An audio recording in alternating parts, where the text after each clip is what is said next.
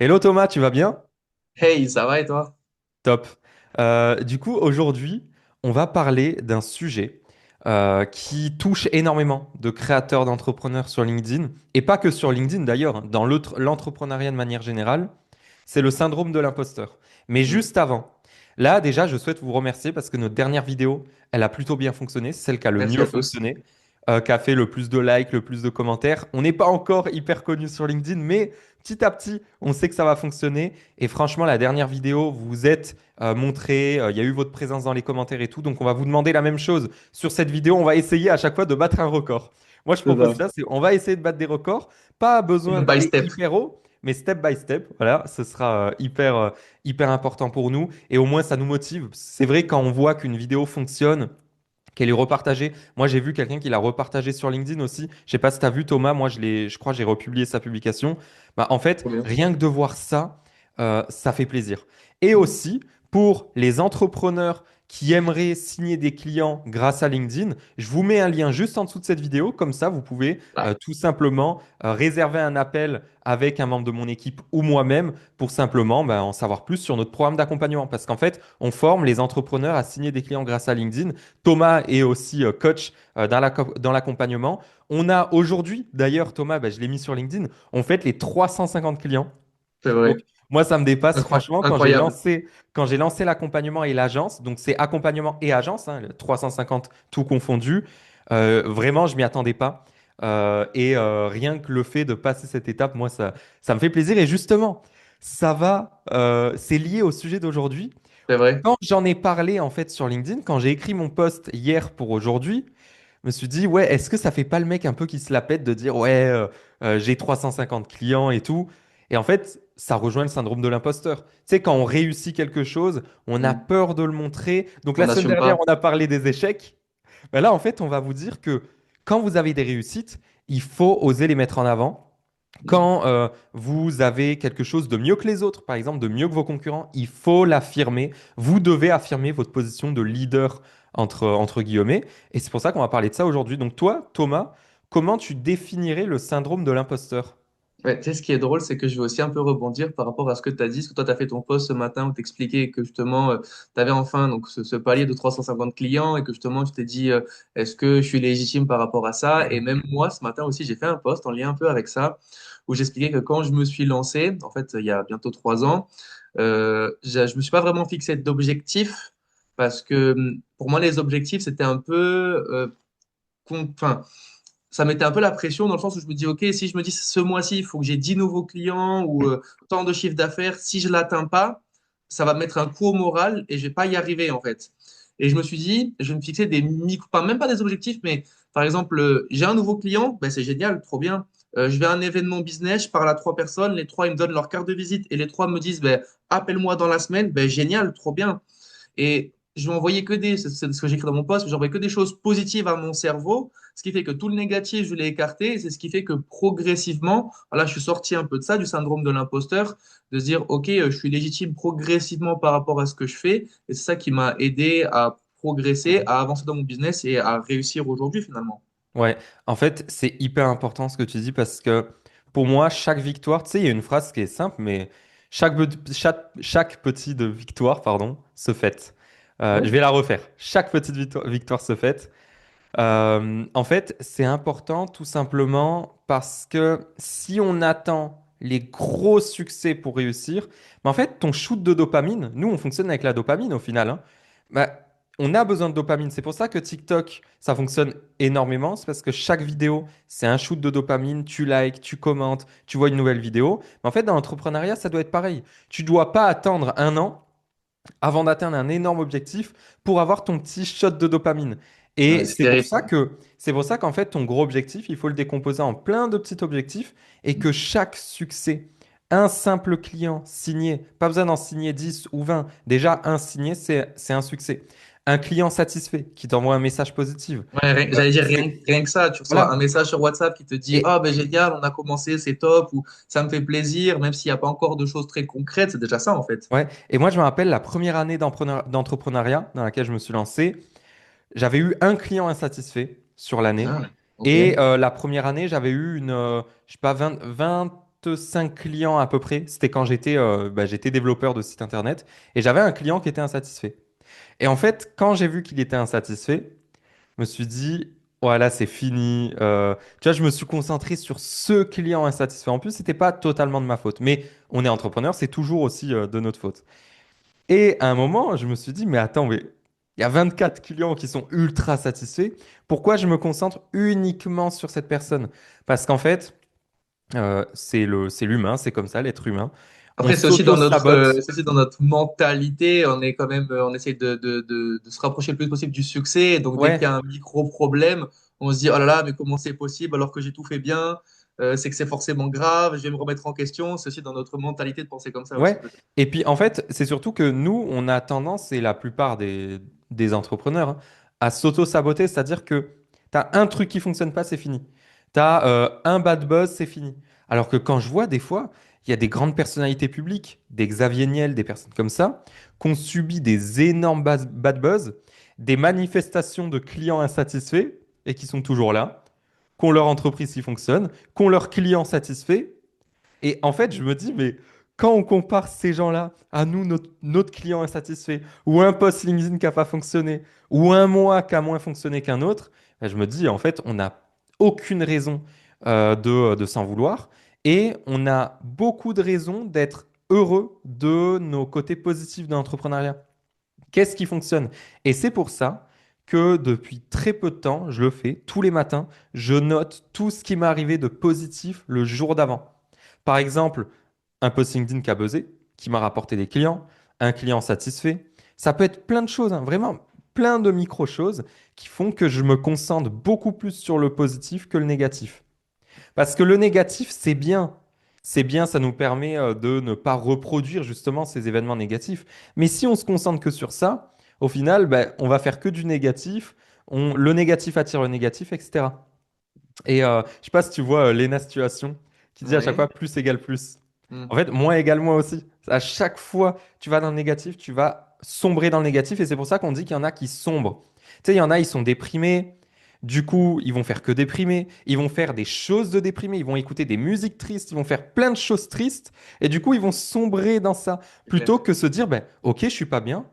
Bah tiens, je vais aller me faire un tennis avec un ami. Je vais Hmm. m'écouter une musique joyeuse. Je vais regarder un film comique. Tu vois? Hmm. Même si t'es pas bien, faire des choses qui vont bien. Et c'est pareil dans les réussites et les échecs, que j'appelle plutôt apprentissage, comme on l'a dit la semaine Hmm. dernière. C'est clair. C'est hyper important. Et c'est pour ça il faut célébrer ses victoires. Et moi, aujourd'hui, j'ai célébré les 350 clients. J'en suis hyper content. Et c'est pour ça que j'ai mis le t-shirt Prinkster, qui est la première vraie agence que j'ai créée, qui aujourd'hui ne s'appelle plus vraiment Prinkster, enfin, c'est en phase de transition vers Linkleads, mais je l'ai mis, voilà, c'est aussi pour me rappeler. Et ce soir, je vais me faire une petite soirée exceptionnelle aussi Fêter ça. pour fêter ça. Ouais, mais des Waouh. petites choses, pas besoin de faire des choses énormes. Et c'est pour ça que c'est important. Moi, tu sais quoi, par rapport à tout ce qu'on dit, j'ai une question pour toi, parce que je sais qu'il y a sûrement beaucoup de personnes qui démarrent, qui nous écoutent. Et souvent, donc moi, c'est ce que j'ai vécu, c'est ce que beaucoup de personnes ont vécu. Tu vois, quand on démarre, ben forcément, on n'a rien, on n'a pas de clients, on n'a pas forcément une très grosse expertise, même si on sait que voilà, on est graphiste et qu'on aime ça, ou qu'on est expert en réseaux sociaux et qu'on aime ça. Tu vois, toi, tu as dû le vivre aussi. Pour sortir du syndrome de l'imposteur, qu'est-ce que toi, tu as mis en place pour justement, parce que tu as dû sûrement voir des gens qui étaient infopreneurs avant toi, qui avaient des résultats, qui parlaient de choses, que tu dis, ouais, c'est super intéressant, ils sont super forts, mais moi, je vais venir avec. Souvent, on se dit, moi, j'ai les mêmes connaissances qu'eux, donc je suis pas légitime et ben, c'est pas intéressant. Donc, est-ce que toi, comment tu as pensé ça niveau mindset pour justement, finalement, te lancer et finalement commencer à créer quelque chose et te sentir légitime par rapport à ça?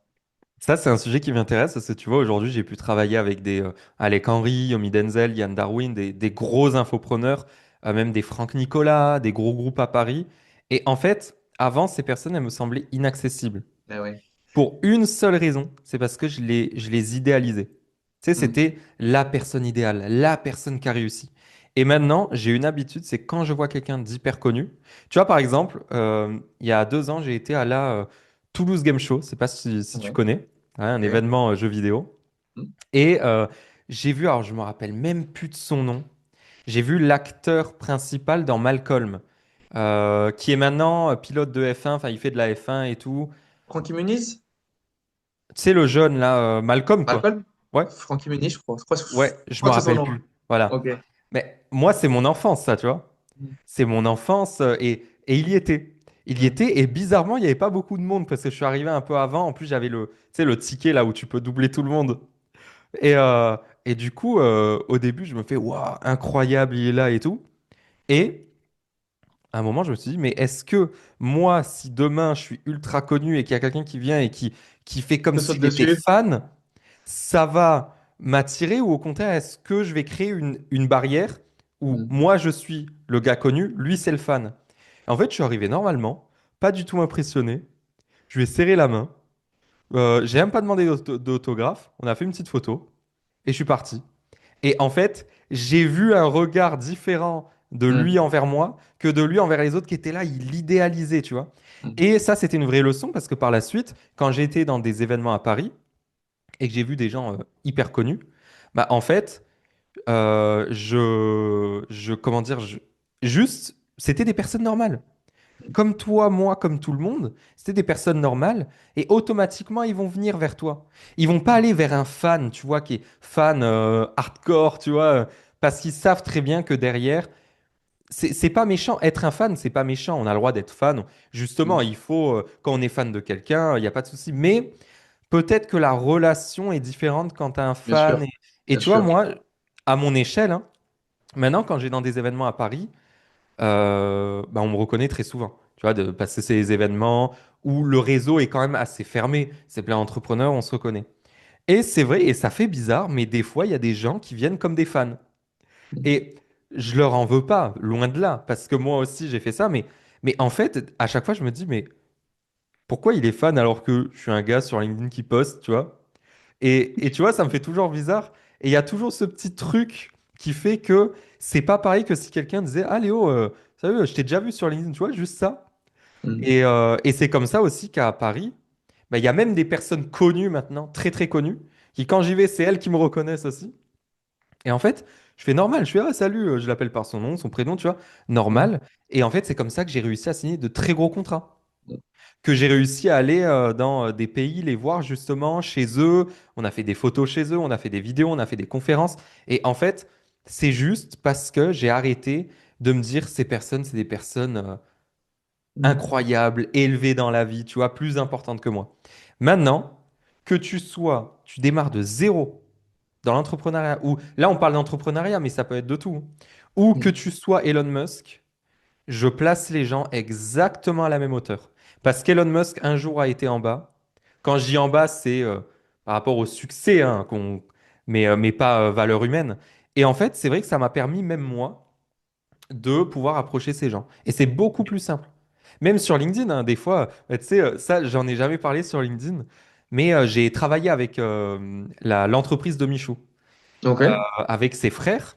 Et en fait, comment je les ai approchés? Bah, tout simplement parce qu'ils avaient un projet qui m'intéressait, c'était la création d'un jeu de société. Je voulais les aider à faire la com autour de ça. En fait, j'ai pas fait. Déjà, je suis pas fan d'eux, mais tu vois, il y en a plein, ils auraient fait, ouais, ils sont connus et tout. Non, je suis arrivé, je leur ai montré mon agence, je leur ai montré les gens connus que j'avais gérés.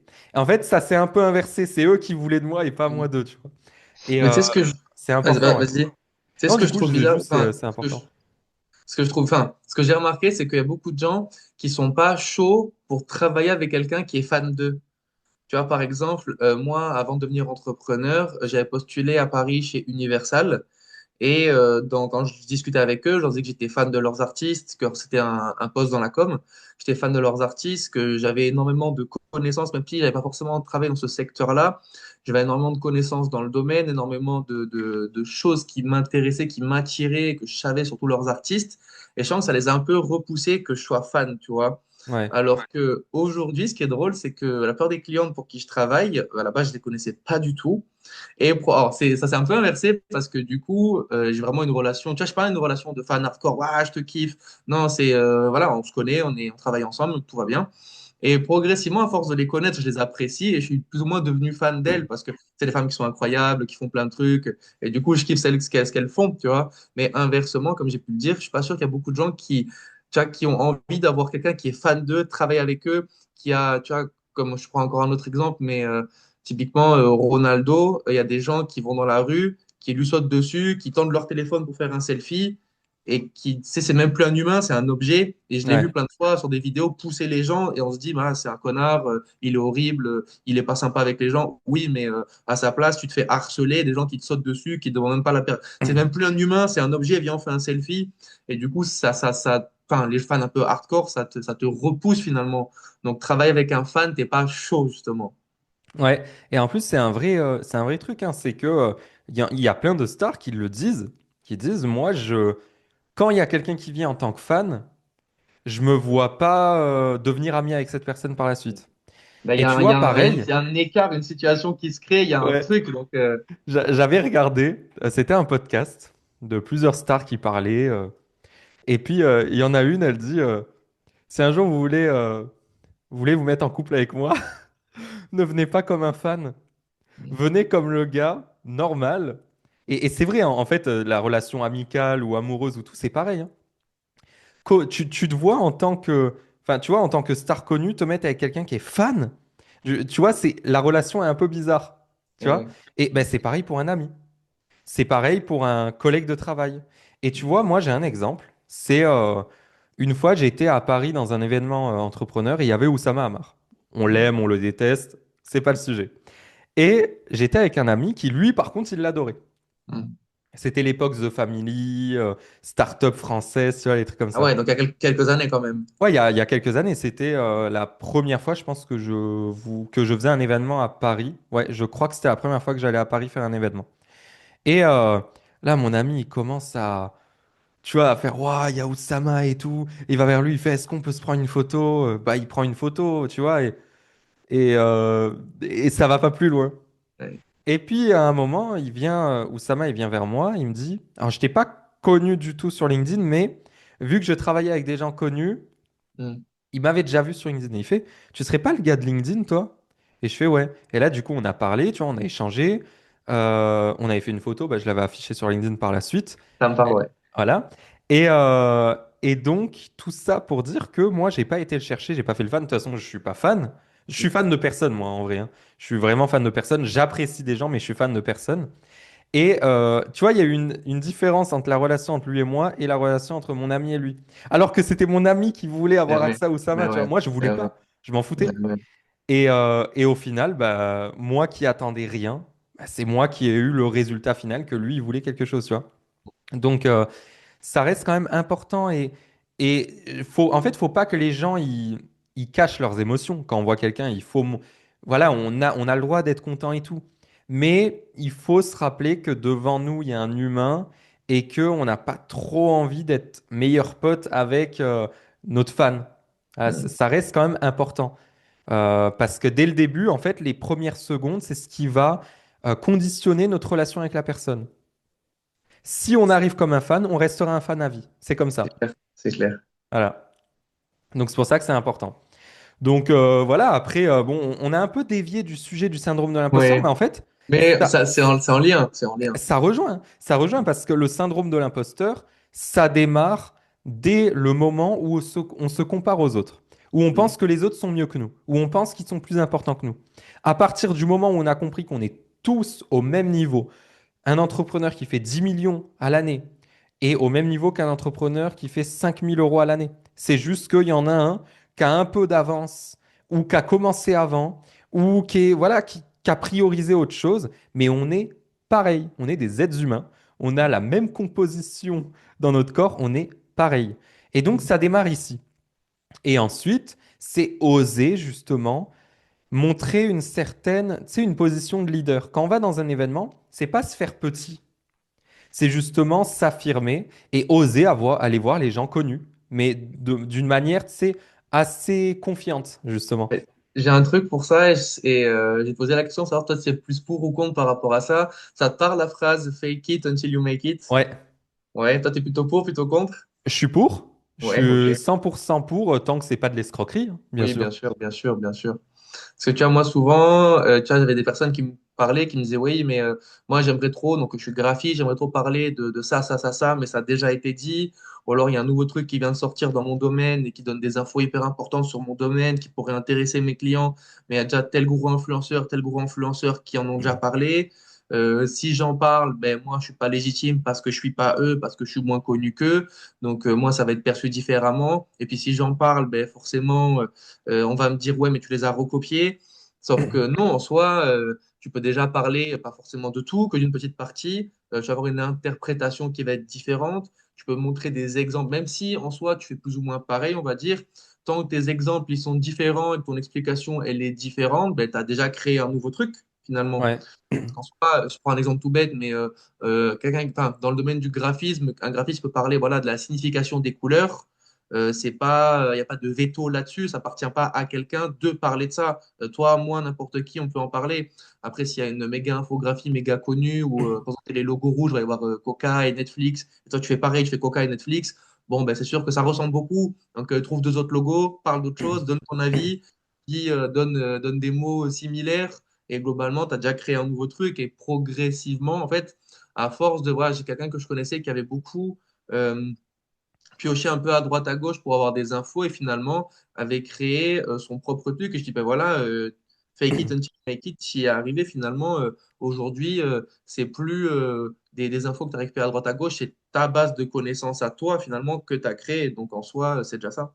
Ouais, en fait, le truc de fake it until you make it, moi, je l'ai souvent fait. Et même pas que dans l'entrepreneuriat. En Ouais. fait, alors bien sûr, il y a une extrême où on va mentir, c'est nul, tu vois. Mais il y a l'autre, en fait, il y a quand tu es sur le côté neutre où tu te dis, bah, juste, je peux modifier les choses. Par Mm. exemple, j'ai jamais fumé, mais j'avais un ami fumeur Ok. et j'ai trouvé une technique pour arrêter de fumer grâce au fake it until you make it. Je vais vous Ouais. expliquer. Pour vous montrer que c'est pas que dans l'entrepreneuriat. En fait, c'est quelqu'un qui fumait, et il fumait surtout, tu sais, il a commencé avec le côté social. Mm. Voilà, on allume sa clope, on fume avec les amis et tout. Et je lui ai dit, bah, à partir de maintenant, tu vas pas arrêter de fumer. Parce qu'arrêter du jour au lendemain, on le sait, c'est difficile, c'est une addiction. Il y en a, ils arrivent, il y en a, ils arrivent pas. Tu vas pas arrêter de fumer, je vais pas te demander ça, je vais juste te demander d'arrêter de fumer avec les gens. Et qu'à chaque fois que tu rencontres quelqu'un et qu'il te propose une cigarette, tu lui fais croire que tu n'as jamais fumé et que tu n'es pas fumeur. Alors bien sûr, il y a des petits trucs qui peuvent trahir si on a un briquet dans la poche, si on sent la cigarette et tout, mais juste déjà, tu fais croire que tu n'as jamais fumé et que t'es pas fumeur et que t'aimes pas ça. Comme ça, tu vas habituer ton cerveau à ne pas fumer avec les gens et tu vas, entre guillemets, mentir, hein. Tu vas faire croire que t'es pas fumeur alors que tu fumes et que tu n'as jamais fumé. Mais c'est pas mentir, c'est pas mauvais de mentir sur ça, tu vois. Mm. Et du coup, à force, il se mettait à fumer plus que seul. Mm. Donc, il y avait le côté social qui s'était retiré. Et vu il a commencé pour ça, donc il fumait de moins en moins. Et c'est surtout qu'il y a son ego qui était en jeu et la pression sociale. C'est que vu qu'il avait fait croire à tout le monde qu'il fumait pas, il voulait pas que les gens découvrent qu'il fume. Et du coup, tout ça mis bout à bout, sur 6 mois, il n'a pas arrêté du jour au lendemain, mais sur 6 mois, Mm. c'est vrai qu'il s'est arrêté de fumer. Maintenant, il fume plus du tout. Tout Wow. ça parce qu'il a utilisé le fake it until you make it. Il a Wow. agi comme s'il n'était pas fumeur. C'est quelqu'un qui n'est pas fumeur. Quand tu lui demandais, il disait non, moi je suis pas fumeur, j'ai jamais fumé. Mm. Tout simplement. Et Ouais, en ça, plus, c'est ça conditionne le cerveau à ouais, dire c'est je ne très, suis pas fumeur. très Et moi, bonne je le technique de fais. manipulation positive, hein. Ouais, voilà. Et tu vois, ça marche bien. C'est pas mentir pour le mal, au contraire, c'est pour le Ouais, bien. carrément. Carrément. C'est comme quand je sais pas, tu peux très bien mentir. Tu sais, quand les parents ils mentent à leurs enfants et qu'ils font croire ouais, ton dessin il est beau. Tu sais qu'il est pas beau, mais, ça lui donne confiance. Et Mm. c'est pour le bien, tu vois. Après, Mm. c'est sûr, si tu as 40 ans que tu fais un dessin et tu fais croire, ouais, il est joli ton dessin. Non, c'est plus du tout la même chose. Mm. Mais il y a des moments où le mensonge, entre guillemets, qui est même pas un mensonge, c'est essayer de donner confiance à la personne, il est important. Et moi, je le fais dans tout. Tu vois, à un moment, quand je me suis lancé dans l'entrepreneuriat, mon alimentation s'est vraiment dégradée. Je Mm. mangeais rapidement, des mauvaises choses, j'ai pris beaucoup de poids. T'as fait une Et photo sur ça, j'en rappelle. ouais, et c'est vrai qu'il n'y a pas si longtemps que ça, j'ai complètement changé. Je me suis dit, non, en fait, moi, je suis quelqu'un qui mange hyper sainement, je mange bien, je prends le temps. Ouais, et j'ai fait que de le dire. Et c'est vrai qu'aujourd'hui, je mange hyper bien et j'ai perdu du poids. Je suis en meilleure forme Mm. qu'il y a 2, 3 mois. Tout simplement parce que j'ai commencé par conditionner mon cerveau. Et si vous voulez un exemple encore plus parlant, c'est que là, moi, j'ai un défi, c'est dans 6 mois être bilingue anglais. Aujourd'hui, je l'avoue, je suis nul en anglais. Je Ah ouais. comprends l'anglais. Mhm. Je comprends, je lis l'anglais. Je suis des séries en anglais, mais j'arrive pas à parler. Et tous les matins, sur mon carnet, qui est là, voilà, j'écris que je suis très bon en anglais et que je vais devenir bilingue en 6 mois. Et que j'ai pas été nul, c'est juste qu'on m'a mal appris, pardon, au lycée, et que maintenant je vais apprendre de la bonne manière, et je conditionne mon cerveau. Et dès que je parle à quelqu'un, je dis ouais, moi je suis bon en anglais. Tu vois, je suis bon. Les gens ils vont pas dire ah ouais, parle-moi en anglais pour Ouais, voir. vas-y, Pas comme ça. parle. Ah non, ils sont pas comme ça. En tout cas, si ça m'arrive un jour, ben, je trouverai bien un moyen, tu vois. Mais juste, je fais comme si j'étais déjà bilingue. J'agis comme un bilingue. Je joue, tu vois, parce que je joue. Ben, on en a parlé il y a quelques jours. Je joue en anglais. Je lis en Ouais. anglais. J'essaie de plus en plus de penser en anglais, tu vois. Waouh. Donc ouais, et juste le fait de faire comme si tu l'étais déjà. Donc faire croire au final. Bah, de voir les résultats, du coup. Voilà. Et c'est pareil dans le business, hein, tu vois, de plus en plus, je fais comme si j'étais un entrepreneur qui faisait plus de 10 millions à l'année. Tu vois, parce que juste le fait de conditionner mon cerveau, il se prépare et ça fait pas un truc du genre, c'est inaccessible pour moi. Mm. Je sais que je le suis déjà en quelque sorte, c'est juste que j'ai pas atteint le chemin, mais je Mm. suis déjà conditionné comme quelqu'un qui peut le faire. Mm.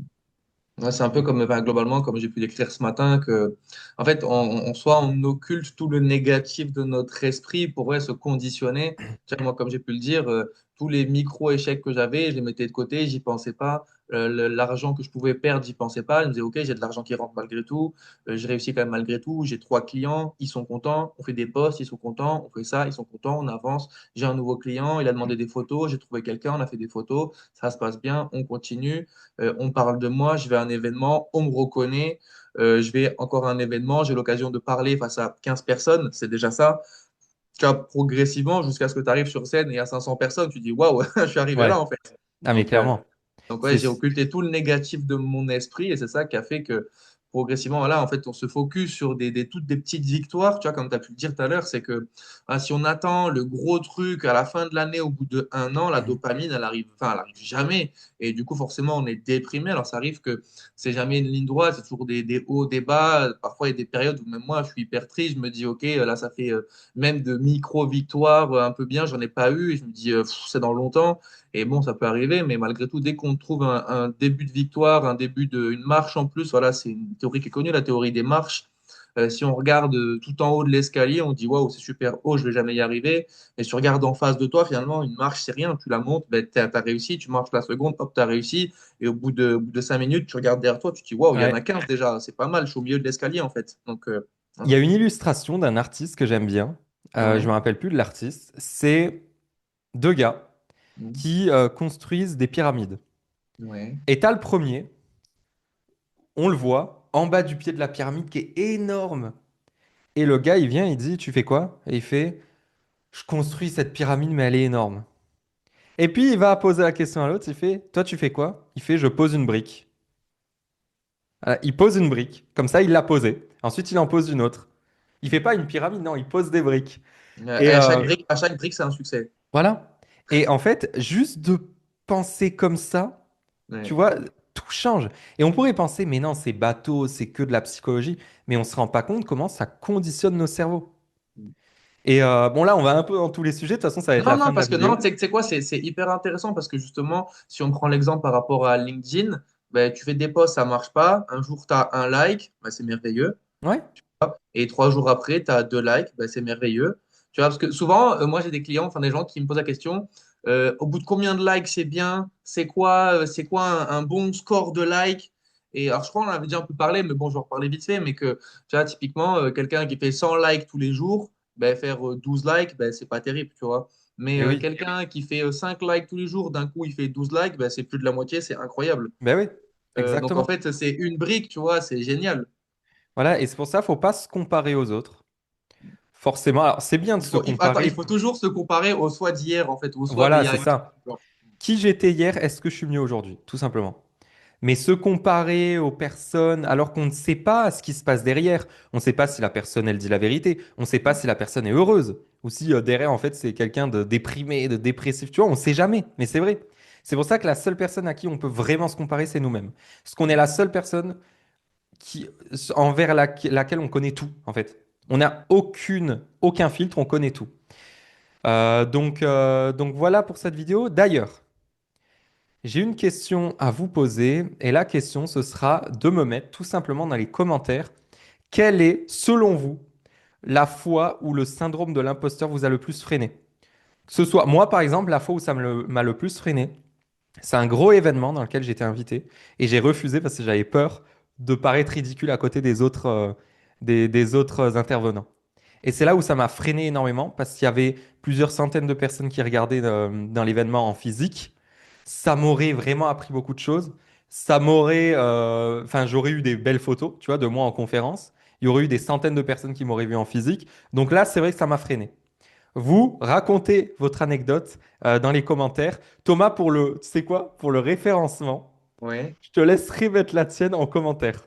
Ok, vas-y. Voilà. Comme ça, les gens, Ok. ils vont aller voir dans les commentaires et ils vont mettre Ok. la leur. Et J'en ai une en plus. moi, peut-être que j'en raconterai une autre en commentaire. Mais en tout cas, Ok. jouez le jeu. Et surtout aussi, pour les entrepreneurs et entrepreneuses qui veulent signer des clients grâce à LinkedIn, vous pouvez rejoindre la Link Leads University. C'est un programme complet, sans limite de fin, avec des coachings privés, des coachings de groupe, avec de la formation vidéo, un groupe communautaire, vraiment tout pour vous aider à trouver des clients grâce à LinkedIn. Donc, il y a le lien pour découvrir le programme dans les commentaires. Vous pouvez réserver un appel, ça vous engage en rien. Et si on voit qu'on peut vous aider, alors on vous présente le programme, les tarifs et tout. Et puis si on ne peut pas vous aider parce que soit ça ne matche pas ou autre chose, bah alors c'est pas grave. De toute façon, vous repartirez avec des conseils pour bien réussir sur LinkedIn. Merci tout le monde, merci Thomas. Merci beaucoup. On va essayer de battre le record de la semaine dernière en termes de likes, de vues. On va essayer de dépasser les 50 likes sur cette vidéo. On va essayer. Et puis en tout cas, merci à toi et merci tout le monde. Ciao. Salut.